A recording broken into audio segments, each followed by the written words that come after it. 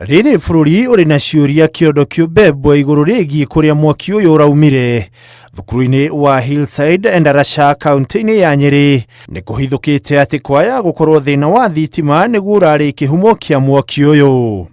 Atwĩrire thĩinĩ kũu domu yao nĩ kwa balbu ciararĩte oni kawaida nĩcio yaribukire ikĩruta ndathĩ cikĩgwĩra matress. Mũciari ũmwe wa mũrutwo ũrĩa ũrahonokire ciarĩra mũtino-inĩ ũcio nĩ atarĩirie ũrĩa mwana wao arauga kũrahanĩkire ithaa rĩmwe tu thutha wao gũthiĩ gũkoma mbere ya mũtino ũyũ kũhanĩka. Matress ĩkĩnyita mwaki, kana kau gagĩthiĩ gwetha maĩ na kũu gũkĩkahorie matress. Mwaki ũkĩrĩa gathiĩ gwetha maĩ gagĩkora gũtirĩ maĩ, gagĩcoka gagĩũka gagĩũkĩria twana tũngĩ gateithio. Na hau niho mũrutwo ũyũ marĩ na arutwo angĩ marorire makĩhũthĩra mũrango wa thutha ũrĩa ũrĩ hakuhĩ na harĩa arutwo a grade ya 8 makomaga. Mathiĩ makora gũtirĩ ũndũ marateithĩka naguo magĩũka magĩĩta matron. Mwana ena guoya biũ tondũ nona nĩ mũndũ witnessĩte kĩũndũ ta kĩu. Mwana ena guoya biũ na ithuĩ enyewe twĩna guoya.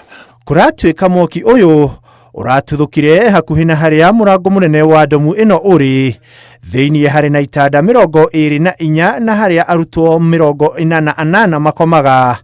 Mwena wa guoko kwa ũmotho niho ciana cia grade ya 6 na ya 7 makomaga, na thutha wa hau niho mũrũgamĩrĩri wa domu ĩno akomaga, na arutwo a grade ya 8 nĩo marĩ mũico wa domu ĩno, na kũrĩa domu ĩno ĩrĩ na mĩrango 3.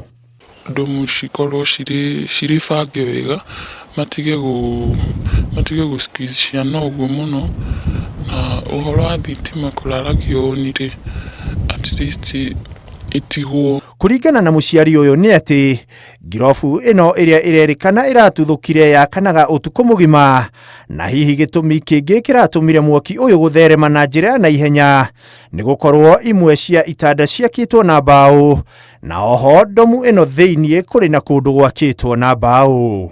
Wanasema mattress ilikuwa imeshika moto, so juu kitanda ni ya mbao imefanya moto ikaenea hivyo haraka.